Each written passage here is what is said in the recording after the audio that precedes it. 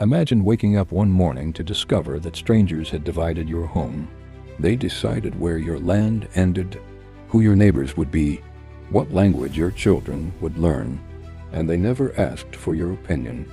It sounds unbelievable, yet something very similar happened to an entire continent.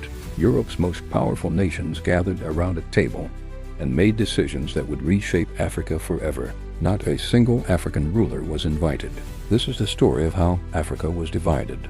Without Africans, by the early 1880s, Europe was changing rapidly. Factories demanded rubber. Industries needed copper. Steamships required coal. Nations competed fiercely for influence across the world. Africa, rich in natural resources and strategic trade routes, became the center of attention.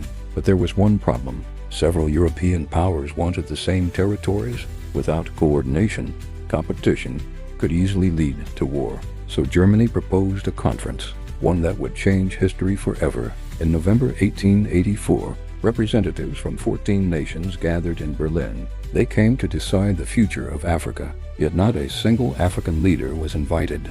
No African kingdom signed the agreements. Instead, borders were discussed thousands of miles away. Straight lines were drawn across mountains, rivers, and communities. Entire ethnic groups found themselves separated. Others were forced into the same colonies, despite centuries of separate identities. The map of Africa would never look the same again. But Africa did not simply surrender. Across the continent, kingdoms resisted colonial rule. One of the greatest victories came in Ethiopia. In 1896, Ethiopia defeated Italy at the Battle of Adwa. It became a powerful symbol of African resistance. Yet much of the continent remained under colonial rule.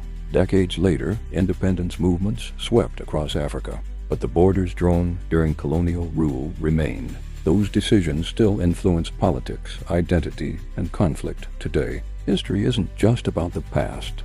Sometimes the lines drawn on paper can shape generations. Understanding how Africa was divided helps us better understand the world we live in today.